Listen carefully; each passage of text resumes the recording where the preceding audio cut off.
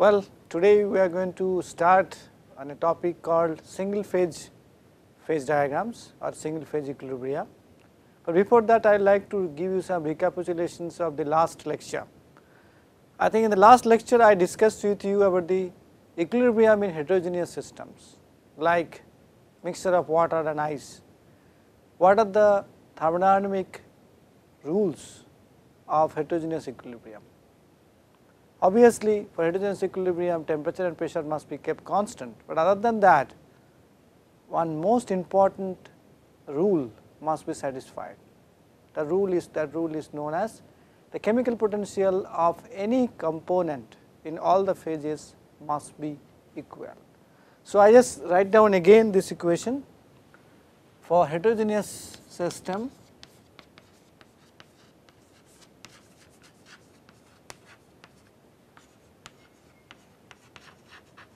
The chemical potential of any component A must be equal in all phases. Suppose there are three phases alpha, beta, gamma.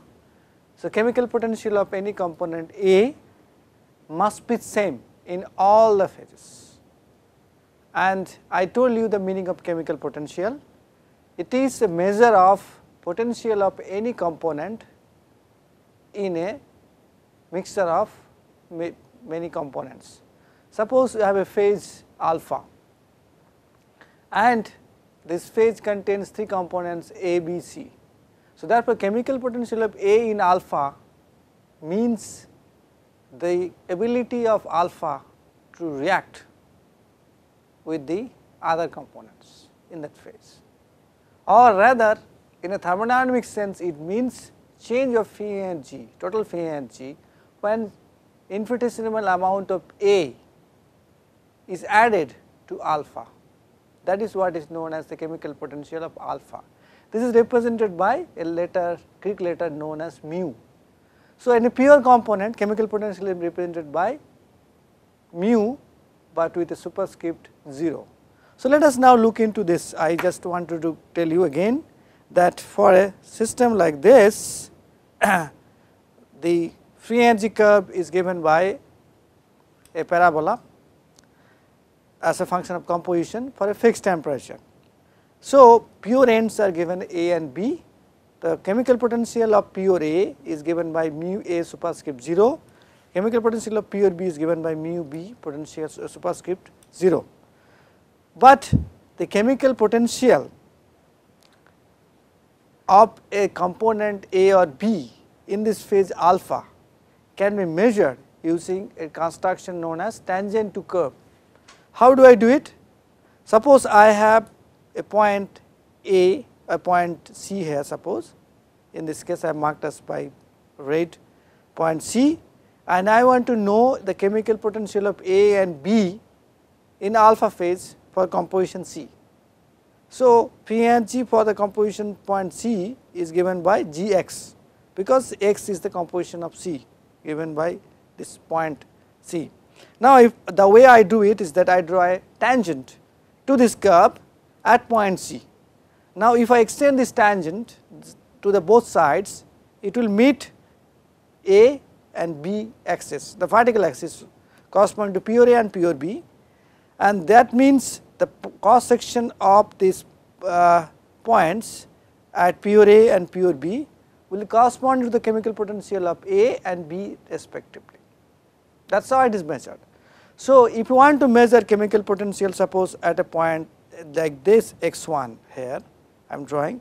So, I can do by drawing a tangent like this, and so therefore, this point will correspond to chemical potential of B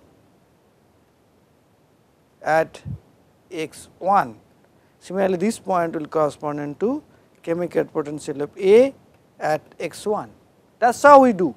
So, if you have the P and G curve in front of you, you can basically measure chemical potential of the components at any composition by doing this construction. What is the utility of this?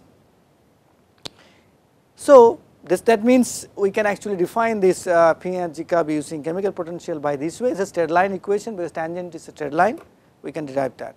What is the utility of that? Let us do that. utility of this is this, that we can apply this chemical potential, equal chemical potential law, thermodynamical rule rather, mu A alpha equal to mu A gamma, mu A beta, mu B alpha equal to mu B gamma for a two phase system and find out its equilibrium conditions. So, that is how it is done. Suppose I have a free energy versus composition curve for two phases of steel, alpha and gamma. Alpha is a BCC solution, gamma is a FCC solution, and it contains carbon as an important solute element. That is why the free energy is plotted as a function of carbon. So, there are two curves, G alpha and G gamma, I marked it at a temperature T1 suppose. So, now if you look at these two curves carefully, these two curves intersect at a point like this, which is suppose O, I marked it. So, that means that at this point these two curves have same free energies, correct. But to find out the equilibrium between these two curves, easiest way to do is by drawing a common tangent passing through the point at which the compositions of the alloy lie. Suppose the overall alloy composition is x bar. So, I draw a vertical line and I draw a tangent between the two curves passing through this point. So, when I extend this tangent to the both ends of A and B, that is carbon end, this is Rn end, I can find out the chemical potentials of A and B. Now, as per the thermodynamical rule for the phase equilibrium heterogeneous system, we can always see that this rule mu A alpha equal to mu A gamma satisfied at the A end, similarly mu B alpha equal to mu B gamma satisfied at the B end. That is what we always find. So, this is the way actually we can find out the compositions of the phases which are at equilibrium, like here, because the common tangents lie sitting on these 2 points, this point and this point. So, if I draw a vertical down, the composition axis meeting points will be the equilibrium concentration of alpha in equilibrium with gamma, similarly equilibrium concentration of gamma in equilibrium with alpha. So, I can easily find out that is possible. So, that is the beauty of this heterogeneous phase equilibrium, and in a nutshell this gives you an idea of the phase diagram, and we will see how it can be utilized. So, what do you learn? We all know that for the equilibrium to be satisfied, there is a common notion, the chemistry or the compositions of a particular phase, suppose this is composition of A, component A means Rn, at the alpha gamma interface will be equal to gamma alpha interface, that the interface between gamma and alpha should be equal, but that is not true, that is not at all true. Similarly, for B, that is not true. What is true is the chemical potentials. So, that means the chemical potential actually drives any phase transformation process. That is what you must remember in, if you want to know about phase transformation, phase diagrams and other things. This is a very important consequence of the derivation which I have done in the last class. So, that is you must not forget in any of the lectures, so I will go ahead. So, if you look at oceans, there are a lot of big icebergs. We know the Titanic crashed because of the collision with one of the icebergs, not direct, by side collisions. Now, what is the factor which stabilizes these icebergs in the sea pool of water? It is the chemical potential. So, therefore, the chemical potential of the water H2O as a component is same, must be same, both in water, liquid water and the ice. Similarly, chemical potential of salts, sodium chloride, potassium chloride, or many other salts which are present in the ocean water must also be same in both the liquid water and the ice. That is so actually this kind of two phase equilibrium can be attained in a vast oceans, and this is true for our system also. This is very well true in our systems. Why? Because in our systems we always know that there are multiple phases, and when you have multiple phases present in our system, these multiple phases will always has to be at equilibrium under the conditions when the chemical potential of a component in both the phases are equal.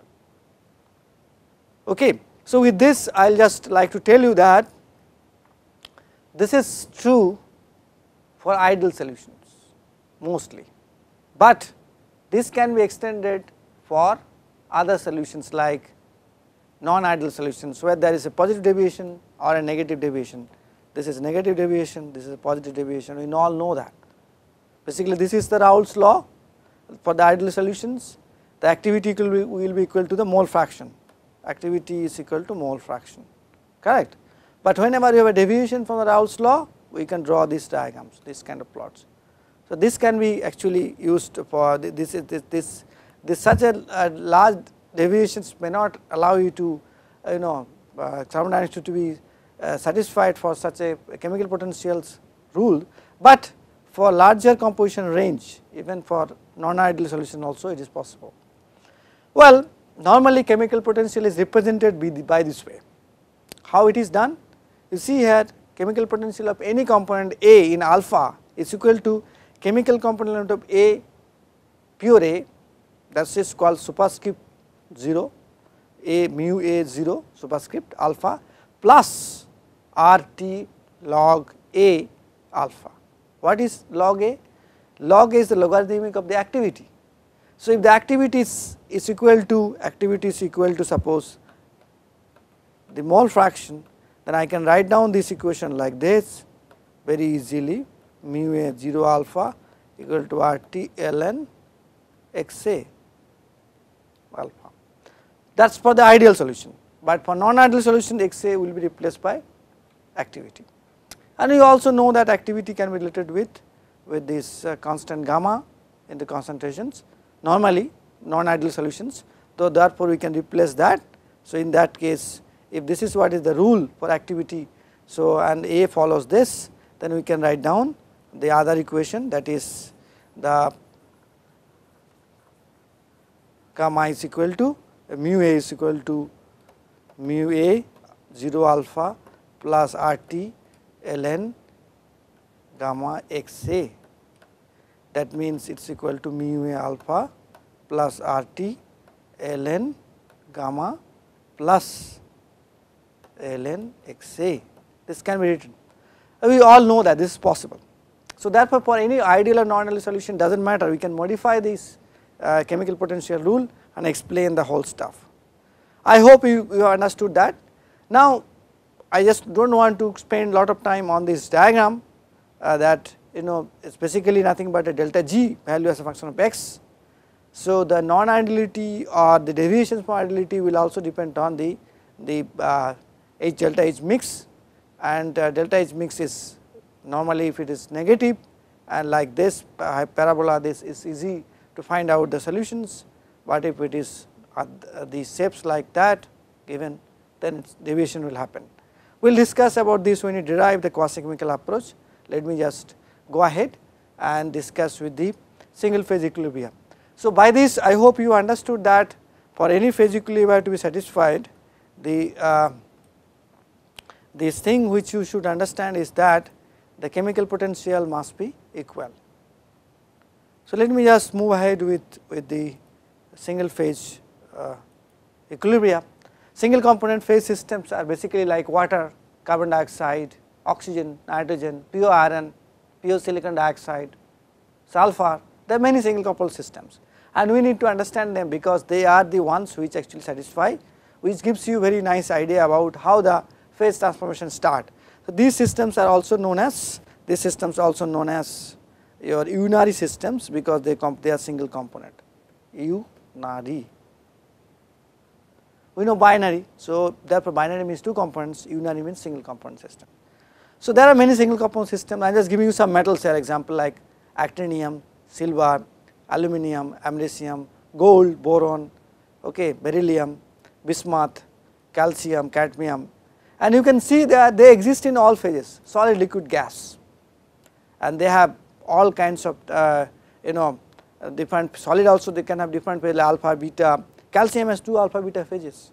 So to know their phase transformations we must understand the basic philosophy of that. So let us first review, okay, next 10 minutes I have to review before I go for the next class where I am going to discuss about this phase transformations. So I just here plotted any parameter S, review Cp, H and the entropy. So I know that Cp can be termed as a plus Bt, so that is a straight line, A is a constant, B is a constant, B are constant, T is a temperature in absolute, and this is what is your enthalpy. Enthalpy what? Integration of CPT enthalpy. So if I integrate that function, I get the actual stuff. Now I can also take the entropy. Entropy is nothing but integration of Cp by T dt. Okay. Similarly, I can get minus Ts. Minus Ts is like this. So G will be like this. G is a green curve, which you can see is basically H minus Ts. G is nothing but H minus Ts, which can be obtained from H and T, H and S easily. So you can see here that G is equal to minus Ts at this point, because T and Ds are minus equal, and these are the difference of these values as compared to Ts and H. So therefore G is basically a resultant function between H and Ts. So now if I take it multiple phases, what happens? I have already done that. If I take a multiple phases, so solid and liquid, then I know that equilibrium will be given by the same value of G and S, and that is this point where both solid and liquid should exist, and therefore the temperature less than this value, the G will be less than GL, GS will be less than GL, and solid is more stable. That is what you see here, solid is lower energy than the liquid, more stable. On the other hand, this side GS is more than GL, so therefore liquid is more stable than the solid. We can do this thing also in terms of and this is the melting temperature at which both the curves intersect, and slopes of the curves are basically define the entropies. Now let us consider in terms of delta G. That is very easy. This is GL and GS. Let us do it quickly. And delta G is nothing but difference of these two. This will be a straight line equation, and where it will meet, the delta G will be 0. And if you see here, as you go temperature less than this, lower than the temperature at which delta G is 0, you have a resultant delta G values which is positive, and if you go higher than this temperature, then delta G becomes negative, and that is how actually we can actually get idea about whether delta G will be, the delta G is change of transformation from liquid solid less than 0 at temperature less than the melting temperature Tm, okay, above the temperature is more than 0, and that is why actually it is possible to have liquid become solid at lower than the melting temperature, or solid become liquid at above the melting temperature, because sign of delta G actually tells you exactly the transformation direction change, which way this transformation will happen. Now before I go into the next lecture, I just wanted to dwell little bit upon this. Okay, see, normally we have done all this calculation function of temperature, keeping the pressure constant. Why? Because if I change both the variables together, I cannot have a good handle on the stuff. So that means the pressure is always kept at 1 atmospheric pressure, whereas temperatures are varied, and all the free energy functions, entropy, enthalpy and free energies are actually measured as a function of temperature. If that is what is so, then we can actually easily do this calculation at 1 atmospheric pressure. But if you want to do this phase diagrams for the single component system, we need to understand what is the effect of pressure on the transformation temperatures. That is why we actually need to know the effect of pressure, which I will do in the next lecture.